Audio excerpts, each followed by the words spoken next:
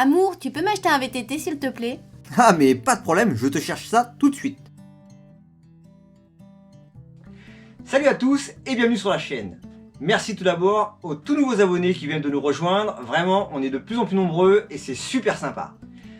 Comme j'ai le temps en ce moment, la Magnum va partir au sablage et en peinture. J'ai pas encore reçu les pièces du XCZ ni du pont élévateur. Je me suis dit, j'ai du temps, je vais chercher un vélo pour ma femme.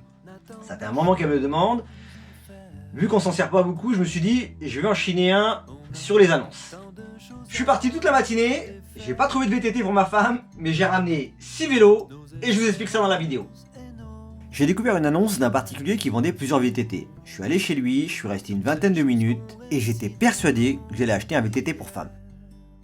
Des vélos, il y en avait partout à vrai dire, une quinzaine. J'ai craqué, j'ai acheté 6 vélos, 3 jerrycans, mais aucun VTT. Je suis rentré chez moi, je les ai exposés au soleil et je me suis dit, t'es vraiment un taré. Mais bon, on n'a qu'une vie, hein, et ça me faisait tellement plaisir d'acheter ces vélos. Alors c'est vraiment de la sortie de grange, hein. Ils étaient poussiéreux, rouillés, mais sont tous de vieux modèles, beaucoup de marques françaises, et vraiment, j'ai craqué.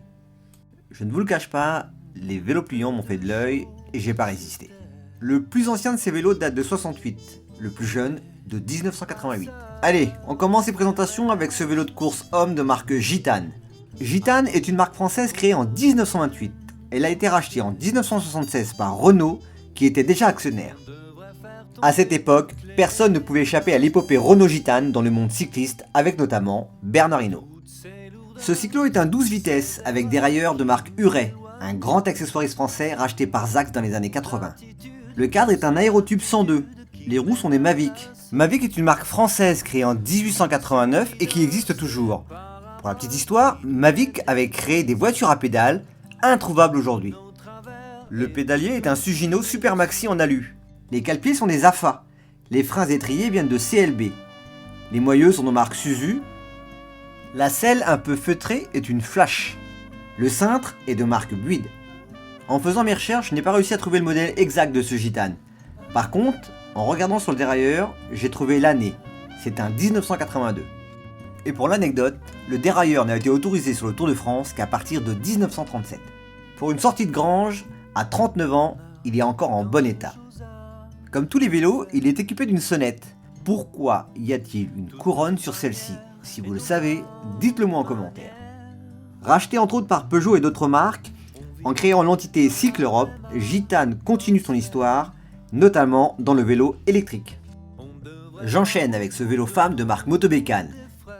Motobécane est une marque française créée en 1924, mais ce n'est qu'en 1933 que le département cycle a vu le jour. J'ai eu du mal à classifier ce modèle, car je ne dois surtout pas heurter les puristes. Ce n'est ni une randonneuse, ni un demi-course.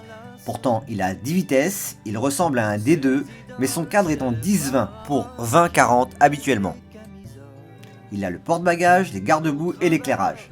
Il date de 1985. Pour le savoir, il suffit de regarder les jantes. Restons chez Motobécane avec ce superbe vélo pliant. C'est ce vélo à la base qui a tout déclenché. J'ai pensé tout de suite au camping-car. Je me suis dit, si je peux gagner de la place avec ce vélo, je peux le mettre en soute et ainsi mettre sur le porte-vélo le Mobix qui pèse moins de 45 kg. Ce vélo pliant avec cette couleur orange typique des années 70 est un LCM. Il a des roues de 20 pouces, il est robuste, possède un éclairage et un carter semi-enveloppant. Le PGM, lui, avait un carter qui couvrait l'ensemble de la chaîne.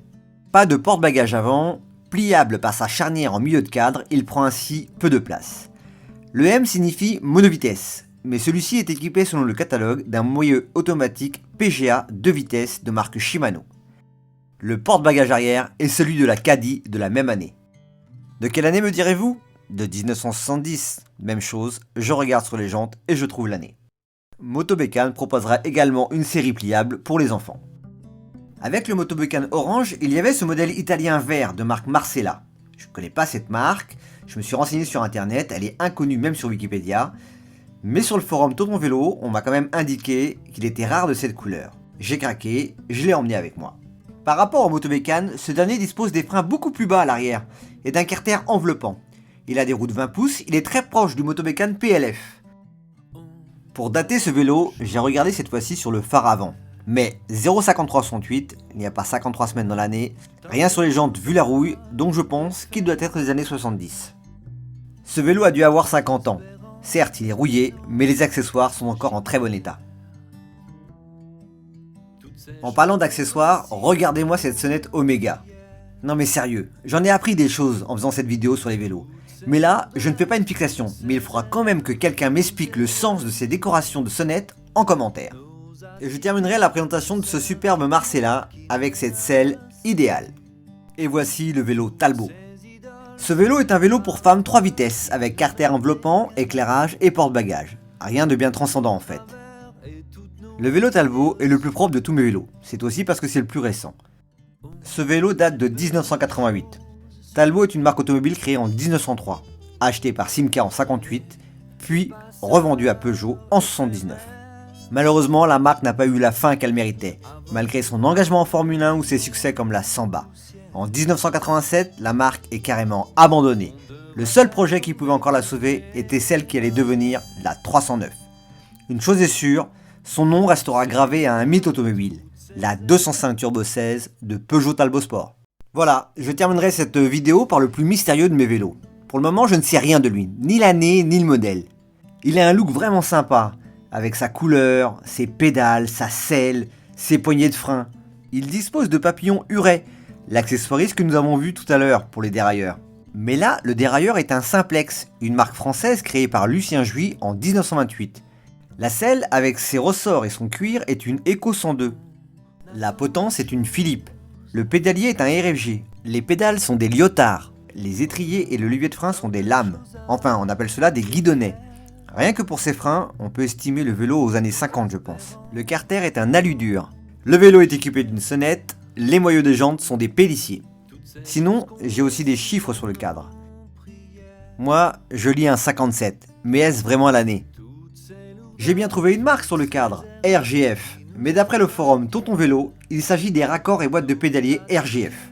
Celui-là, c'est vraiment mon préféré. Je vais le démonter, le nettoyer et chercher plus d'indices, car je n'ai plus du tout la plaque constructeur.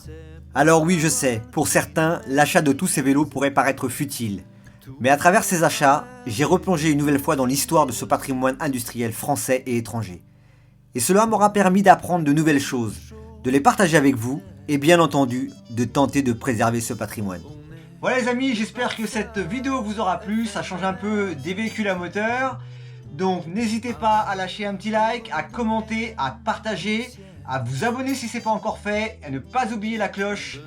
Je vous dis à très bientôt sur la chaîne et surtout, prenez soin de vous. Toutes ces lourdeurs, toutes ces erreurs qui nous éloignent du bonheur. Nos attitudes, nos certitudes qui mènent à la solitude. Toutes ces idoles, ces paraboles. C'est pas ça avec ta maman quand même. Tu crois que je me suis trompé avec la taille?